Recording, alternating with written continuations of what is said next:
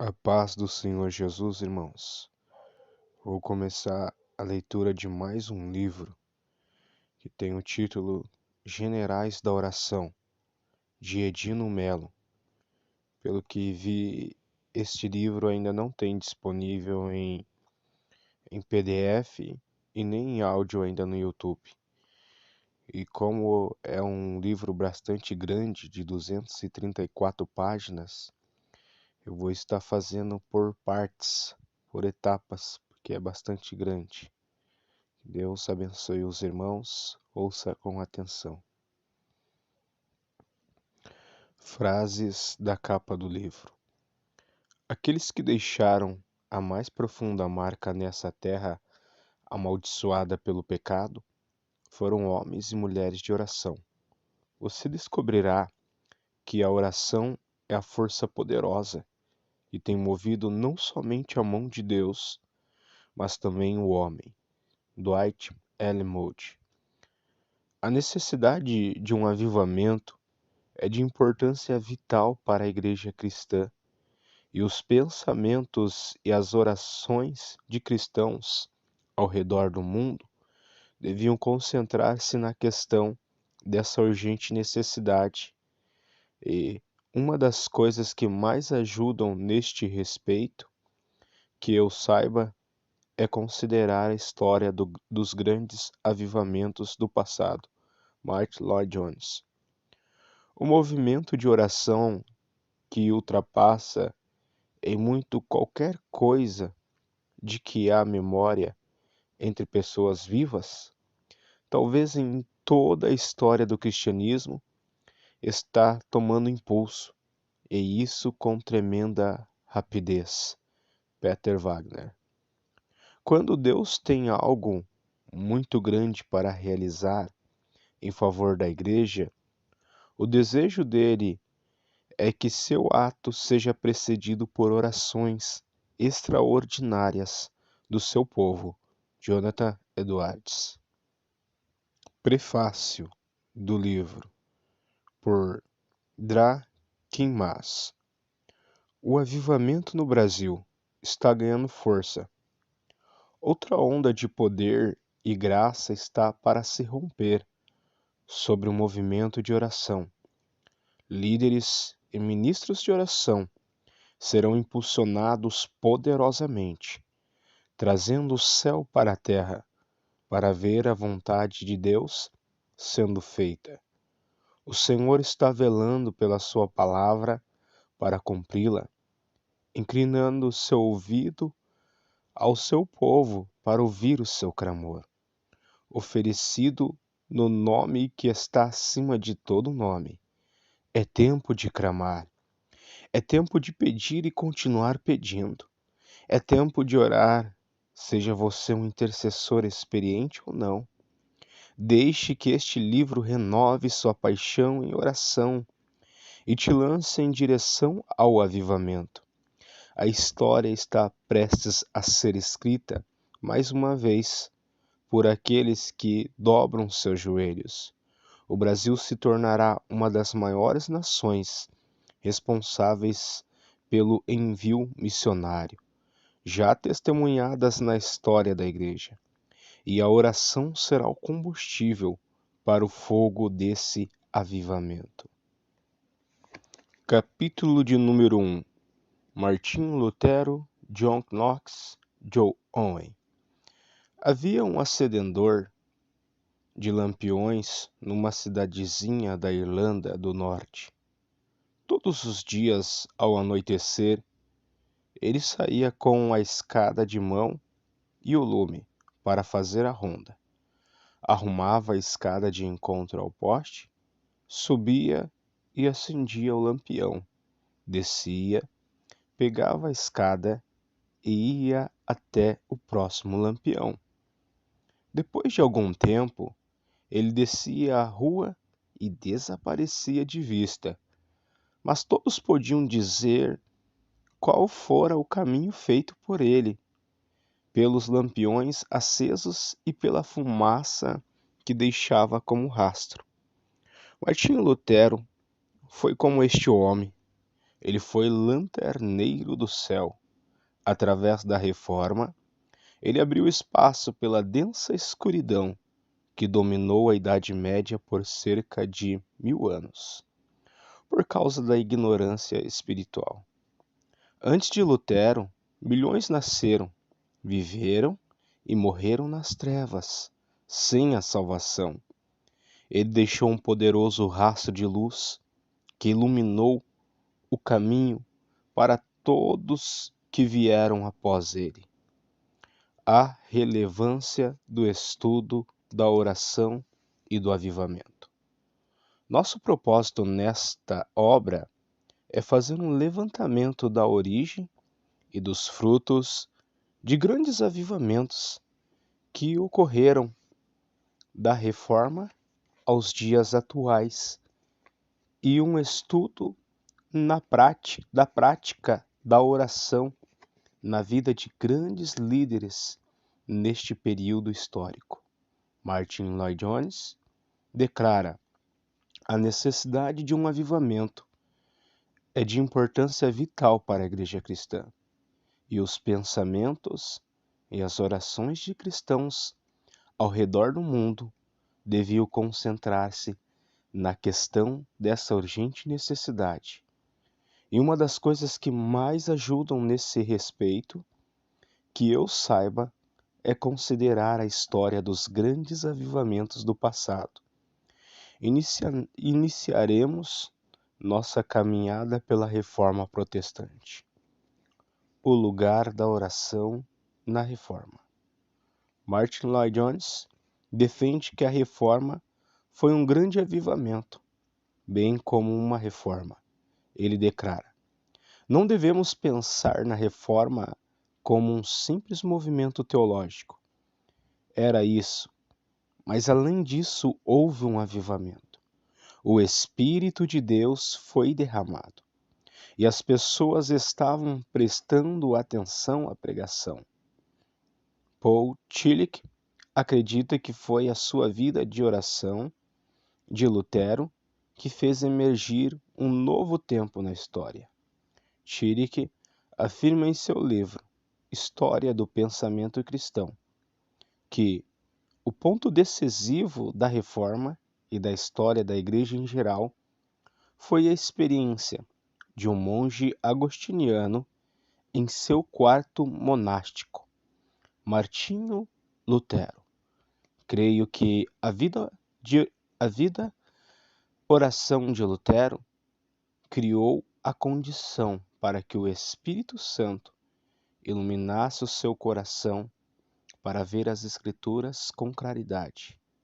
Em Efésios capítulo 1, versículo 16 ao 23, Paulo faz uma ligação entre a oração e a sabedoria, a revelação e a iluminação dos olhos do entendimento.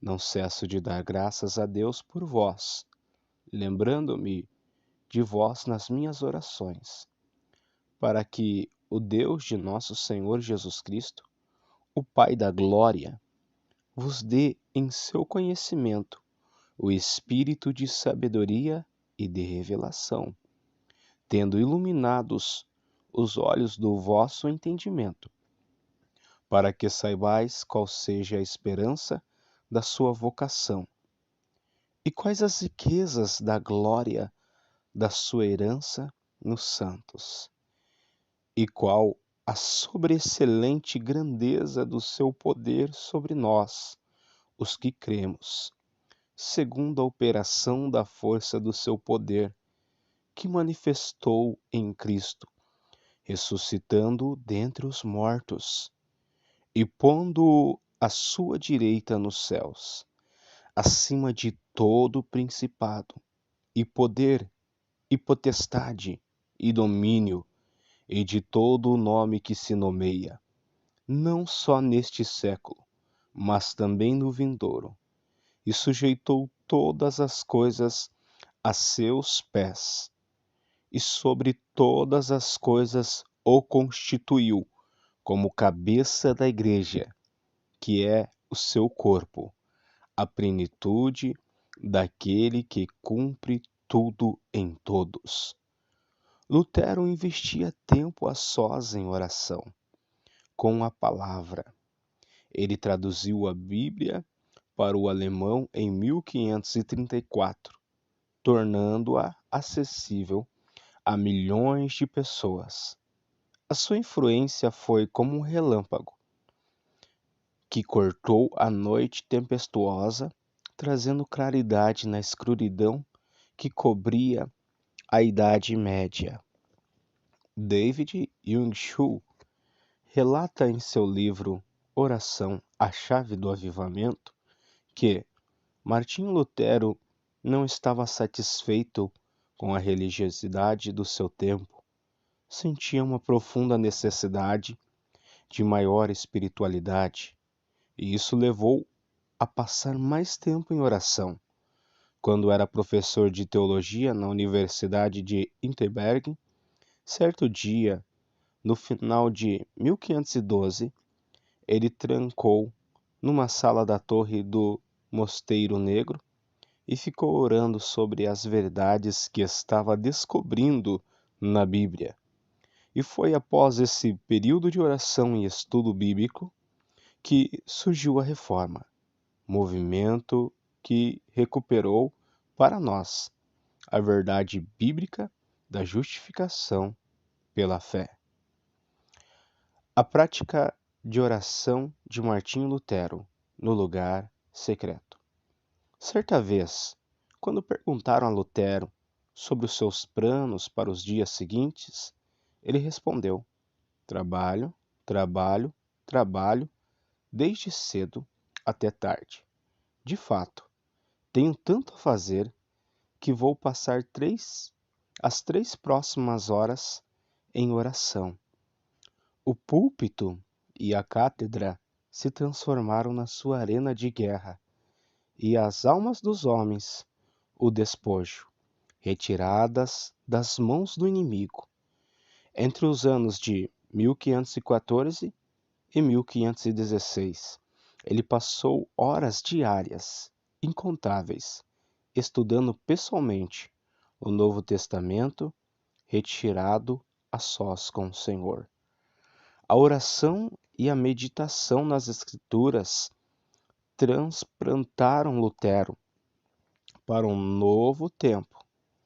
Enquanto a instituição contaminada da Igreja entrava em ruínas, quando se retirou no castelo de Wittenberg, ele teve uma experiência extraordinária que mudou a sua vida para sempre. Martin N. Dreher conta em seu livro De Luther a Lutero, uma biografia, que, através das suas meditações nas Escrituras, ele obteve revelação de Deus, da salvação pela graça, de acordo com o que está escrito em Romanos, capítulo 1, versículo 17. Ele mesmo descreve como isso ocorreu em seu diário. Noite e dia ponderei, até que vi conexão entre a justiça de Deus e a afirmação de que o justo viverá da fé. Então eu compreendi que a justiça de Deus era aquela pela qual, pela graça e pura misericórdia, Deus nos justifica através da fé. Com base nisso, eu senti estar renascido e ter passado através das portas abertas para dentro do paraíso. Toda a Escritura teve um novo significado. E se antes a justiça me enchia de ódio, agora ela se tornou para mim inexprimivelmente doce em seu maior amor. Essa passagem de Paulo se tornou para mim um portão do céu. Creio que a oração é a responsável pela mudança nos traçados da nossa vida. E. M. Bonds disse: a oração é nossa arma mais surpreendente. Aquilo que faz com que tudo o que fazemos seja eficaz. O lugar secreto.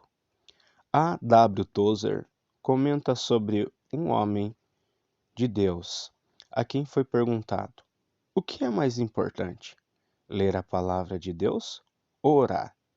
O que é mais importante para um pássaro, a asa da direita ou da esquerda? Ele respondeu: há algo que seja mais importante na presença? Separe um tempo diário para estar a sós com o Senhor. Ao mergulhar na presença, você tem a chance de falar com Ele, ouvir a sua voz através da sua palavra, adorá-lo, desfrutar da sua companhia, ficar em silêncio, quebrantar-se, clamar, arrepender-se, rir, chorar, confessar, orar em espírito, ficar com Ele, desligado de tudo que há na terra. É um privilégio amá-lo, olhar para Ele, derramar o coração sem reservas, mostrar-lhe que nada concorre com a companhia dele, revelar-lhe que o seu coração não está dividido e experimentar um refrigério indescritível da parte dele, uma paz profunda e inigualável, uma alegria celestial incontrolável. Salmos capítulo 84, versículo 10, diz: porque vale mais um dia nos teus átrios do que 1000. Prefiro estar à porta da casa do meu Deus a habitar nas tendas dos ímpios. A. W. Tozer disse: retire-se do mundo todo dia para algum local privado. Ainda que seja apenas o quarto, permaneça no local secreto, até que os ruídos circundantes comecem a esvaziar-se do seu coração e a sensação da presença de Deus o envolva. Deliberadamente, desligue os sons desagradáveis e saia do seu recanto secreto, determinado a não os ouvir. Existe um dito rabínico que diz: aquele que ora em sua casa é rodeado por um muro que é mais forte do que o ferro. R.V.G.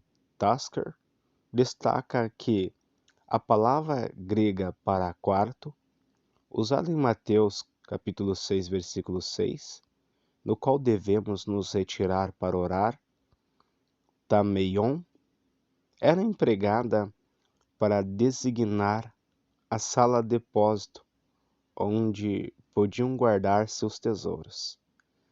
A implicação pode ser, então, que já existem tesouros à nossa espera quando formos orar. Catherine Marshall diz no livro Aventuras na Oração que a versão inglesa da Bíblia usa a palavra closet, palavra empregada atualmente para designar grandes armários embutidos que são, ao mesmo tempo, um pequeno quarto de vestir. Esta versão enfatiza o aspecto secreto da oração. André Murray diz em seu livro Ser Perfeito que o Senhor tenta nos atrair para o pavilhão secreto, e ali existem maravilhas e riquezas que nos são reveladas. A. W. Tozer diz que nós cristãos temos de simplificar as nossas vidas ou perderemos tesouros incontáveis na terra e na eternidade. A civilização moderna é tão complexa que torna a vida de devoção quase impossível, multiplicando distrações e nos prostrando, destruindo a nossa solidão. Ele diz que os brinquedos modernos, como filhotes de tigre de estimação, cresceram e ficaram tão grandes e perigosos que ameaçam devorar a todos nós. Lugar nenhum está a salvo, a partir de agora, da intrusão do mundo. O quarto secreto de oração, reservado para a comunhão íntima com o Senhor, é o ateliê onde a revelação brotará. Quando construímos nossas casas, deixamos um lugar separado para o automóvel, para a geladeira, para a televisão e para as visitas. Eu nunca encontrei uma casa construída com um lugar separado especialmente para se estar a sós com o Espírito Santo, mergulhando em níveis mais profundos da presença. Martinho Lutero sempre dizia: quanto menos oro, mais difícil fica. Quanto mais oro, melhor fica. Ele entendia que os níveis profundos que a oração secreta nos leva nas águas da presença dão clareza sobre o poder e o agir de Deus. Ele disse: ora, se ignoro o agir e o poder de Deus, ignoro o próprio Deus. E se eu não conheço a Deus, não posso adorá-lo, louvá-lo, render-lhe graças ou servi-lo. Precisamos, portanto, ter em mente a distinção bem definida entre o poder de Deus e o nosso, entre a obra de Deus e a nossa. Abraham Lincoln, que foi um dos maiores líderes da história, disse: tenho sido impulsionado a me ajoelhar, muitas vezes, pela convicção esmagadora de que não havia mais outro caminho a seguir. A oração nos leva a níveis da presença, onde encontraremos o poder que precisamos para seguir no propósito para o qual fomos criados em Cristo. Até mesmo a oração é um agir de Deus. Ela deve ser vista como uma imersão na graça de Deus, feita sem qualquer traço de mérito. Se nos voltamos para Deus, disse Agostinho, até mesmo isso é um presente de Deus. Mesmo o ato de orar é um alavancamento da parte de Deus em nós, uma expressão do seu amor que muitas vezes permanece anônimo, escondido por trás da motivação de buscá-lo, que vem dele mesmo, como disse Brennan Manning em seu livro O Evangelho Maltrapilho. Minha consciência mais profunda a respeito de mim mesmo é de que sou profundamente amado por Jesus Cristo e não fiz nada para consegui-lo ou merecê-lo. A W. Tozer diz: antes de um homem poder buscar a Deus, Deus tem que buscá-lo primeiro. Para que o pecador tenha uma ideia correta a respeito de Deus, deve receber antes um toque esclarecedor em seu íntimo, que, mesmo que seja imperfeito, não deixa de ser verdadeiro, e é o que desperta nele essa fome espiritual que o leva à oração e à busca. Procuramos a Deus por quê? E somente porque Ele primeiramente colocou em nós o anseio que nos lança nessa busca. Ninguém pode vir a mim, disse o Senhor Jesus, se o Pai que me enviou não o trouxer. João, capítulo 6, versículo 44. Tozer explica que o impulso de buscar a Deus origina-se em Deus, mas a realização do impulso depende de o seguirmos de todo o coração. E durante todo o tempo em que o buscamos, já estamos em suas mãos. Nesse amparo divino e no ato humano de apegar-se, não há contradição. Tudo provém de Deus, pois, segundo afirma von Hugel, Deus é sempre a causa primeira. Na prática, entretanto, isto é, quando a operação prévia de Deus se combina com uma reação positiva do homem, cabe ao homem a iniciativa de buscar a Deus. A prática diária da presença. Lutero dedicava de 2 a 3 horas diárias à oração. Ele dizia que devemos orar com a mesma naturalidade com que o sapateiro faz sapatos e o alfaiate faz casacos. Afirma Philippe Yancey em seu livro Oração. Lutero investia tempo em oração, a fim de receber do alto o maná diário da palavra de Deus. Kurt G. Blücher conta em seu livro Biônica que existe um lagarto pequeno, típico do deserto arenoso da Namíbia, que corre todas as manhãs duna acima, gira a cabeça em direção ao céu e ao vento, põe o corpo inclinado para cima e deixa o orvalho correr à sua boca. O quarto secreto é o lugar para onde devemos correr todas as manhãs, e ali nos inclinarmos para o céu e deixarmos que caia o orvalho celeste sobre o nosso coração, preparando-o para que a semente brote, para então frutificar pela pregação. A mensagem que vier do alto prosperará. Isaías, capítulo 55, versículos 10 e 11. Lutero disse: a oração é a coisa mais importante de minha vida. Se porventura negligencio a oração por um simples dia, sinto logo o esmorecimento do fogo da fé. Martinho Lutero era, de fato, um homem de oração. Ele escreveu: penso que minha oração é maior que o próprio diabo.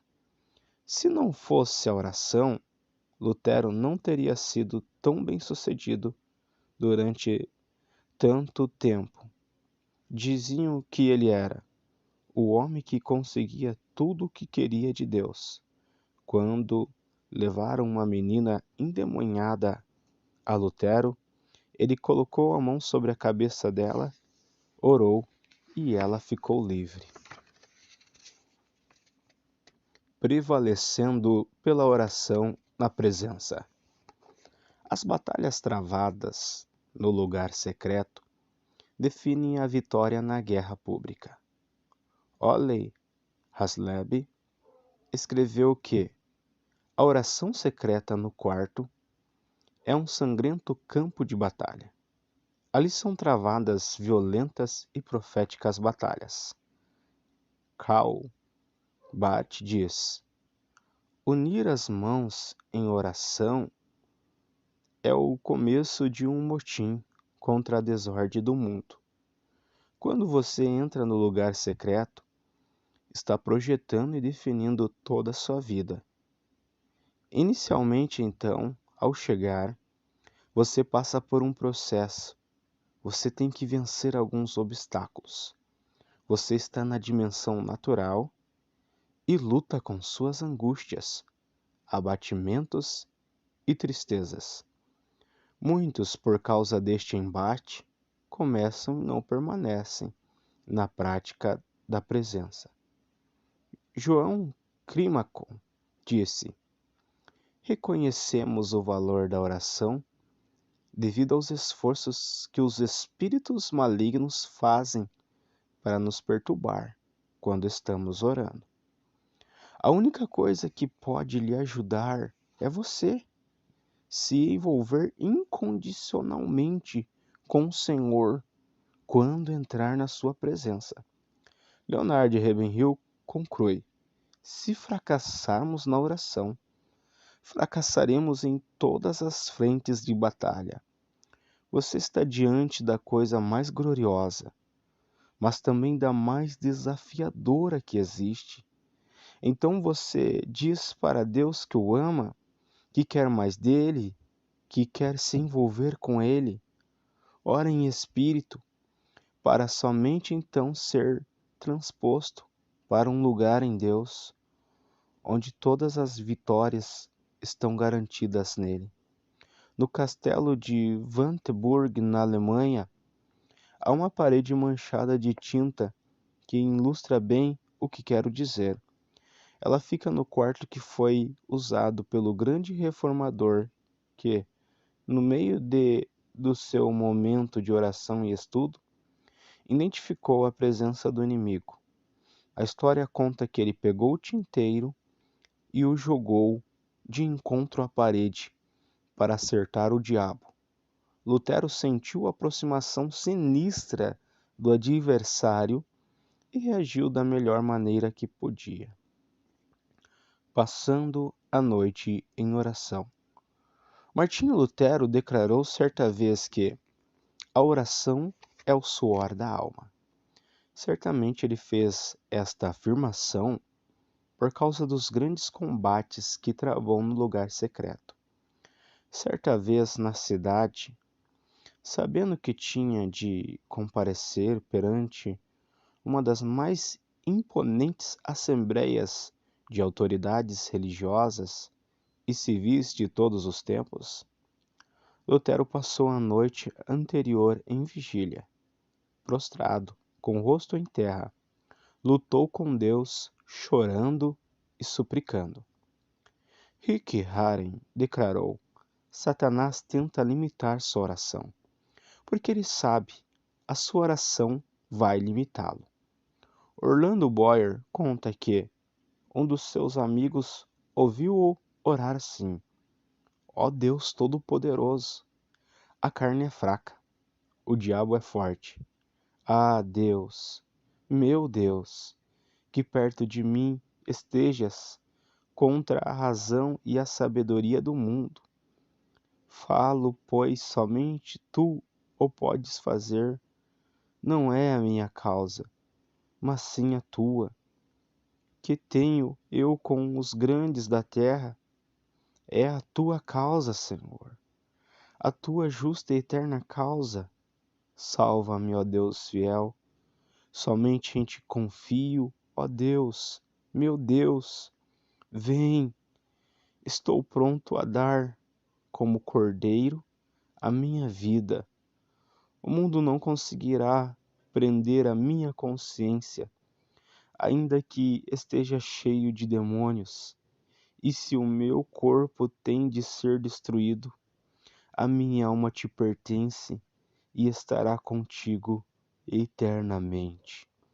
Naquela noite, durante aquela vigília de oração, Lutero venceu a guerra contra os seus inimigos. Por causa daquela noite em oração, no dia seguinte, Lutero conseguiu permanecer firme na fé, desmascarando os enganos que cegavam a igreja do seu tempo. Hoje, se nós podemos experimentar a nossa liberdade em Cristo, devemos, em grande parte, ao tempo de oração que Lutero dedicou a Deus naquele ano de 1521. Uma chave poderosa. Em seu livro Seu Dia Pode Ser Melhor, Chuck de Pierce comenta sobre as 4 vigílias noturnas. Elas demarcam períodos especiais que você pode tirar para buscar mais a Deus. Mateus capítulo 14, versículo 23 ao 25, declara que Jesus andou sobre as águas na 4ª vigília da noite. Despedida a multidão, subiu ao monte para orar à parte. E chegando já à tarde, estava ali só. E o barco estava já no meio do mar, açoitado pelas ondas, porque o vento era contrário. Mas à quarta vigília da noite, dirigiu-se Jesus para eles, andando por cima do mar. As vigílias eram organizadas em 4 turnos, de 3 em 3 horas. A primeira, das 6 às 9, a segunda, das 9 à meia-noite, a terceira, da meia-noite às 3 da madrugada, e a quarta vigília, das 3 às 6 da manhã. Era comum fixar os horários de oração de acordo com esses períodos.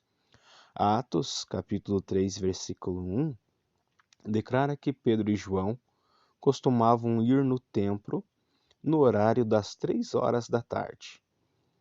Atos 10 diz que Pedro teve uma visão de Deus enquanto orava ao meio-dia, e Cornélio teve a visitação de anjos às 3 horas da tarde.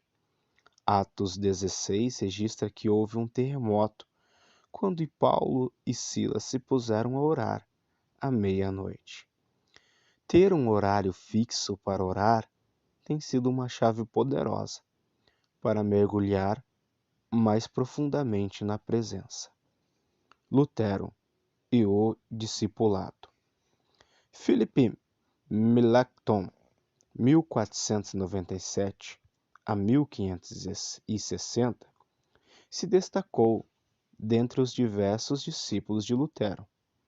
Ele chegou a Wittenberg para ensinar grego em 1518, aos 21 anos, e já conhecia bem as línguas clássicas e o hebraico. Eles se conheceram no período em que Melanchthon se tornou aluno de teologia de Lutero, em 1519. O Dr. D. Hahn, o criador do programa de rádio americano Rádio Bibliclass, já falecido, disse certa vez: ir a Cristo não nos custa nada. Seguir a Cristo nos custará alguma coisa, mas servir a Cristo nos custará tudo. Este foi o preço que Lutero ensinou Melanchthon pagar.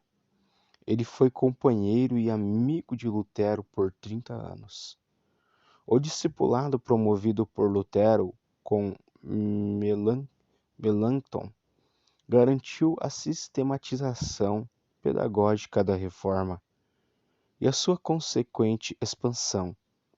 Sem o discipulado, a próxima geração de discípulos deixa de existir. A sobrevivência do cristianismo está na prática do discipulado. Dietrich Bonhoeffer declara que o discipulado é comprometimento com Cristo. Por Cristo existir, tem que haver discipulado. Ele declara em seu livro Discipulado que a graça barata é inimiga mortal de nossa igreja. A nossa luta trava-se em torno da graça preciosa. Graça barata é graça sem discipulado, graça sem a cruz. Como discipulador, Lutero foi um mentor e uma espécie de coaching para seu discípulo. Enquanto Lutero foi a grandeza da voz profética, Melanchthon foi o teólogo da Reforma. Enquanto Lutero era impetuoso como um vulcão, Melanchthon era manso como um riacho. Earle E. Cairns comenta que Melanchthon esteve presente na Dieta de Spira, 1529, quando se originou o termo protestante, nascido em nome da liberdade de consciência. Ele também fundou o sistema escolar alemão, desde as escolas das vilas até as universidades. Instalou em sua própria casa uma escola experimental, onde fez experiências pedagógicas por 10 anos. Rejeitava a autoridade da Igreja Romana, dos pais, da lei canônica e dos escolásticos. Colocava sobre todos estes a Bíblia como autoridade final para os cristãos. Foi responsável pela Confissão de Augsburgo, cuidando do discípulo. O epicentro do discipulado de Melanchthon foi o seu relacionamento com o seu discipulador. Jesus fazia discípulos na naturalidade da sua vida, dormindo, Mateus capítulo 8, versículo 24, chorando, Lucas capítulo 19, versículo 41, comendo, Mateus capítulo 11, versículos 18 e 19, andando, Mateus capítulo 4, versículo 18, em sua casa, Mateus capítulo 9, versículo 10, em casa de seus discípulos, Mateus capítulo 8, versículo 14, orando, Lucas 9, versículo 29, Jesus legou aos discípulos a liderança das gerações que seguiram após a sua morte. Lutero discipulou Melanchthon, reunindo-se com ele durante a semana, comendo juntos, estudando juntos, trabalhando juntos. Você pode impressionar as pessoas à distância, mas só pode causar-lhe algum tipo de impacto bem de perto, declara Howard Hendricks. Hernandes Dias Lopes comenta em seu livro Marcos, o Evangelho dos Milagres, que a expressão usada por Jesus ao chamar os primeiros discípulos, segue-me, é o principal termo para descrever o chamado para o discipulado no Evangelho de Marcos, capítulo 2, 14, 8:34 e 10:21. Ele explica que Jesus não os chamou para prioritariamente fazerem um trabalho, mas para um relacionamento. Ir a Cristo, seguir a Cristo, estar com Cristo é mais importante do que fazer a obra de Cristo. Jesus está mais interessado em que nós somos do que nós fazemos. Relacionamento precede o desempenho. A vida precede o trabalho. A vida com Cristo precede o trabalho para Cristo. Dias Lopes cita William Barclay, que comenta esse chamado, declarando que Jesus não diz aos pescadores, tem um sistema teológico que gostaria que vocês investigassem. Tenho algumas teorias que gostaria que vocês conhecessem. Tenho desenvolvido um sistema de ética que gostaria de discutir com vocês. Antes lhe disse, sigam-me. Lutero e a cura. Lutero tinha uma poderosa unção de cura. As orações poderosas de cura de Lutero faziam com que as pessoas, à beira da morte, voltassem à vida. Houve uma certa ocasião em que Melanchthon estava muito doente. Seus olhos estavam fixos, suas faculdades de falar e ouvir desaparecidas. Não reconhecia a ninguém e deixara de se alimentar. Quando Lutero viu a sua condição, começou a suplicar poderosamente a Deus. Tomou seu discípulo pela mão e disse: Não desanime, Melanchthon. Você não vai morrer. Confie no Senhor que pode matar e dar vida.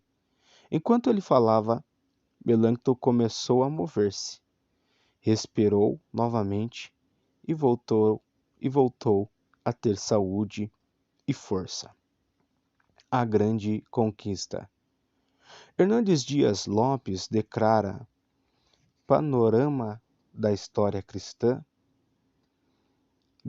em Panorama da História Cristã que Lutero decidiu enfrentar o absurdo da igreja do seu tempo. E no dia 31 de outubro de 1517, pregou nas portas da Catedral de Wittenberg as 95 teses. Estava defragado o movimento da Reforma. Essas teses foram um golpe no poder papal e no poder da Igreja, que se desviara da fé apostólica. As teses combateram o pretenso poder da Igreja de ser mediadora entre o homem e Deus, vendendo o perdão dos pecados. E Lutero foi excomungado pelo Papa. Em 1521, em Hors, na Dieta Imperial, sobre a ameaça de morte, ele defendeu sua fé diante do imperador, clérigos, nobres, condes e embaixadores. A partir daí, o evangelho passou a ser pregado na língua do povo. Nos púlpitos e nos bancos da igreja havia cópias da Bíblia, traduzida por Lutero. Cantavam-se por toda a Alemanha hinos evangélicos e salmos, muitos dos quais escritos pelo próprio Lutero. Dentro de 30 anos, numa época que não contava com os meios de comunicação de que dispomos, a Igreja Cristã na Alemanha tinha sido reformada como ninguém jamais poderia ter sonhado. Os abundantes escritos de Lutero tiveram larga aceitação, e assim um movimento se espalhou pela Boêmia, Hungria, Polônia, Inglaterra, Escócia, França, Países Baixos, Escandinávia e até mesmo pela Espanha e Itália. John Knox e o fogo do avivamento. John Knox foi levantado por Deus para trazer um poderoso avivamento que descongelou as formas frias de oração e adoração ao Senhor. Knox exerceu uma grande influência na reconfiguração na história do cristianismo, logo após Lutero.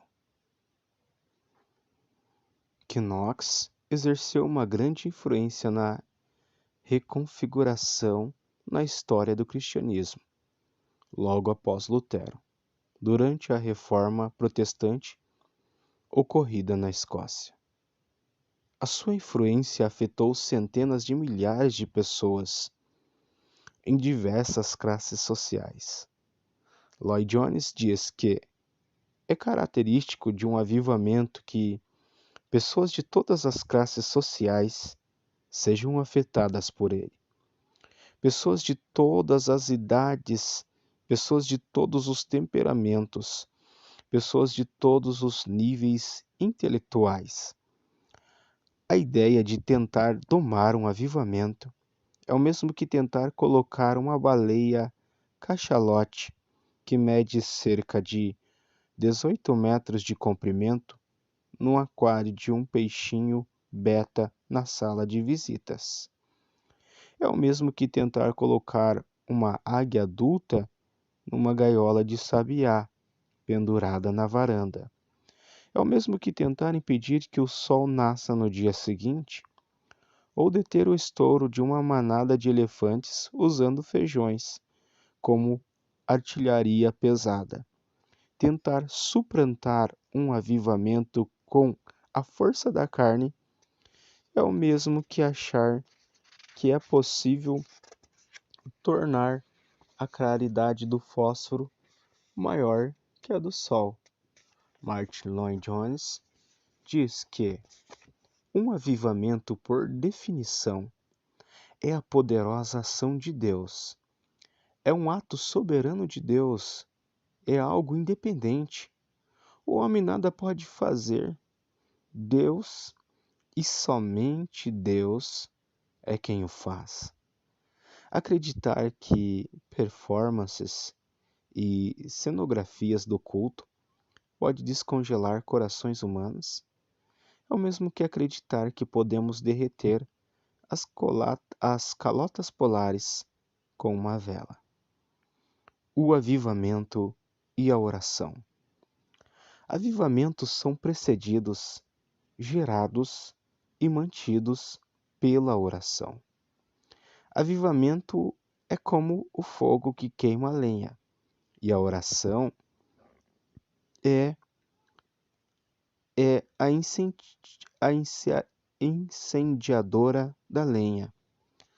O fogo do avivamento irá limpar os refugos da sua mente, irá consumir todo o resíduo de lixo que ainda houver em seu interior, purificará toda a impureza do seu coração, queimará toda a obra do inimigo, reduzirá a cinzas toda atadura que existir em sua alma, depurará as intenções mais profundas do seu ser.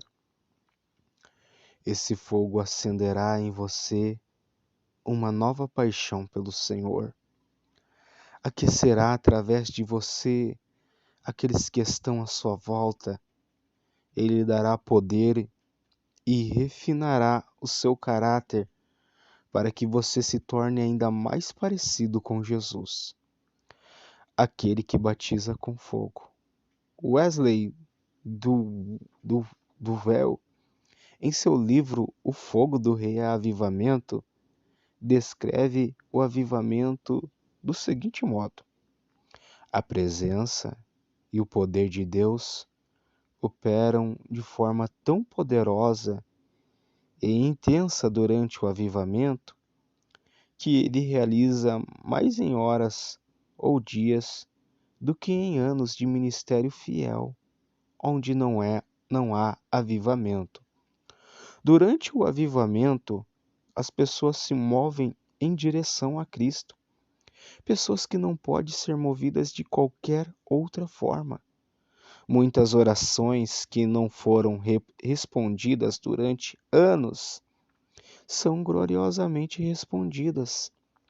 A atmosfera frequentemente fica cheia do poder majestoso de Deus. Os cristãos reconhecem isso como a presença de Deus. Os pecadores têm uma percepção reverente da presença de Deus e de sua própria pecaminosidade. Deus pode revelar a sua presença de maneiras inesperadas. Avivamento acontece quando você e Deus comparecem no mesmo lugar, simplesmente pelo prazer de desfrutarem um da companhia do outro. Um homem de oração. Deus usa homens de oração. Dwight L. Moody declara que aqueles que deixaram a mais profunda marca nessa terra amaldiçoada pelo pecado foram homens e mulheres de oração. Você descobrirá que a oração é a força poderosa que tem movido não somente a mão de Deus, mas também o homem. John Knox foi um destes homens. A data e o local de nascimento de John Knox são incertos, sendo aceita a data de 1513 como a mais provável. É possível que Knox tenha nascido no povoado de Haddington, às margens do rio Tyne, distrito de Lothian Oriental, cerca de 30 quilômetros a leste de Edimburgo. Ele era um homem que tinha o hábito de orar. John Maxwell declarou: primeiro você forma o hábito, depois o hábito forma você, e a seguir você é transformado. Knox foi forjado pela prática da presença. O discipulado frutífero. O fruto do discipulado está em reproduzir na vida do discípulo o caráter de Cristo, que o discipulador carrega.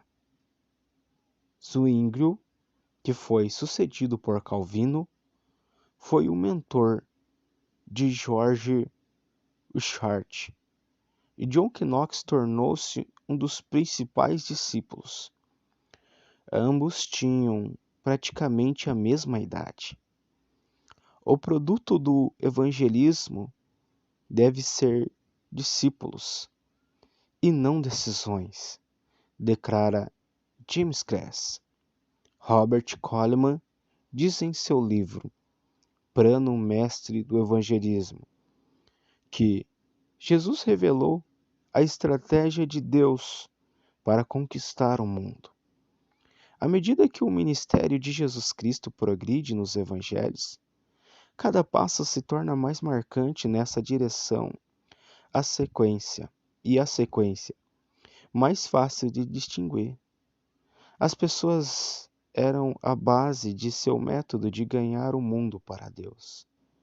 O discipulado nada mais é que a modelação do caráter do discipulador na vida do discípulo.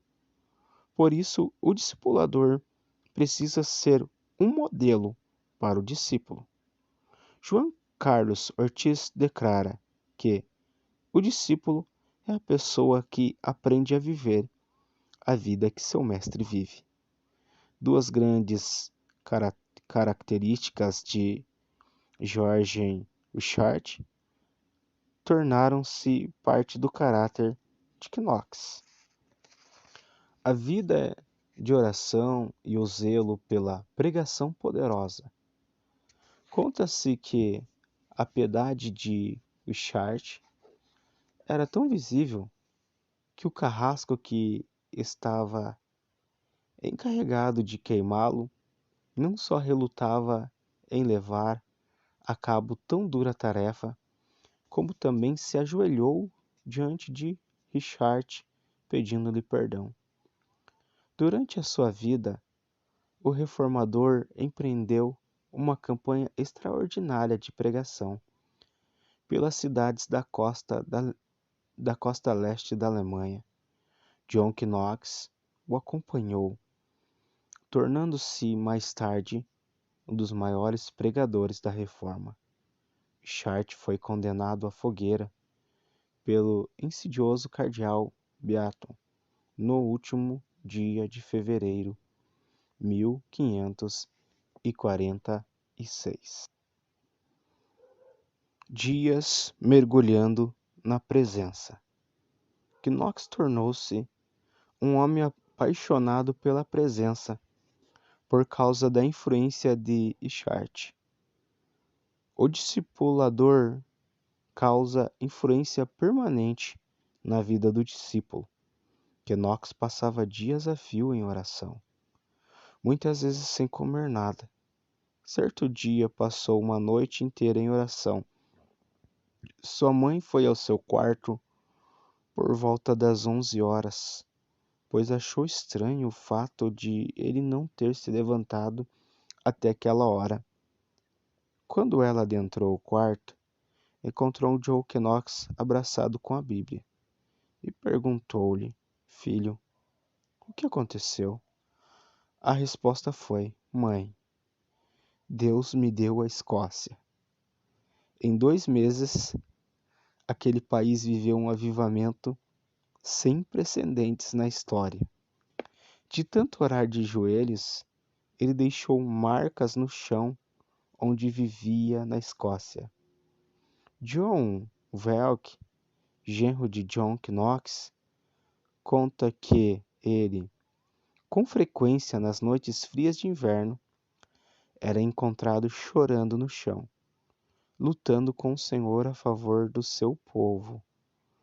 Thomas A. Kempis diz em seu livro Imitações de Cristo: em silêncio e quietude, aquele que ama o Senhor tem proveito e aprende as coisas ocultas das Escrituras. Ali se encontra rios de lágrimas, daquele que se afasta dos seus conhecidos e amigos. Deus se aproxima com seus santos anjos. Chuck Pierce comenta que a igreja primitiva participava de vários turnos de oração, tanto durante a noite como durante o dia. Os irmãos da igreja de Atos não perdiam a oração da hora primeira, ou seja, das 6 horas da manhã. Eles acreditavam que quando oravam, adoravam e buscavam a face de Deus, naquele exato horário, o restante do dia seria iluminado pelo Senhor. Esse envolvimento com Deus logo no início do dia nos leva a uma dimensão espiritual que faz com que sejamos abençoados em tudo, obtendo melhores resultados nas atividades pessoais e nas questões espirituais. Podemos ter a certeza de que aquele dia será sobrenatural. Davi declarou: Eu, porém, Senhor, tenho clamado a ti, e de madrugada te esperará a minha oração. Salmos 88, versículo 13. O Senhor nos dá força, coragem, revestimento, revelação, estratégias, sabedoria, proteção, suprimento, livramento, etc. Meu Deus, as portas são inteiramente escancaradas pelo poder de Deus. É maravilhoso. Avivamentos. John Knox aprendeu a amar tanto a oração com seu mentor, como também amar ao seu país, a sua terra. Thomas Carlyle o considerava como o pai e fundador de um movimento que levou a eventos extraordinários, não somente nas Ilhas Britânicas, mas bem mais distante, a eventos que influenciaram todo o curso da história. Knox foi um grande homem de oração que passava horas a sós com o Senhor. Ele orava: Ó Senhor, dá-me a Escócia, ou eu morro. Depois de algum silêncio, clamava outra vez: Ó Senhor, dá-me a Escócia, ou eu morro. Outra vez, um profundo silêncio. Então, mais uma vez, o clamor, com um sentimento mais profundo: Ó Senhor, dá-me a Escócia, ou eu morro. E Deus deu a Escócia a este homem de oração, apaixonado pela adoração. Criticou as orações modelo e defendeu uma oração espontânea, livre, pessoal. Ele foi um homem ativo de oração. Suas orações eram tão intensas que quando sua esposa o chamava para as refeições, ele dizia: Como posso comer com meu povo padecendo? Eu tenho que orar. E ele orava por 3, 4, 5 horas por dia, até que a glória de Deus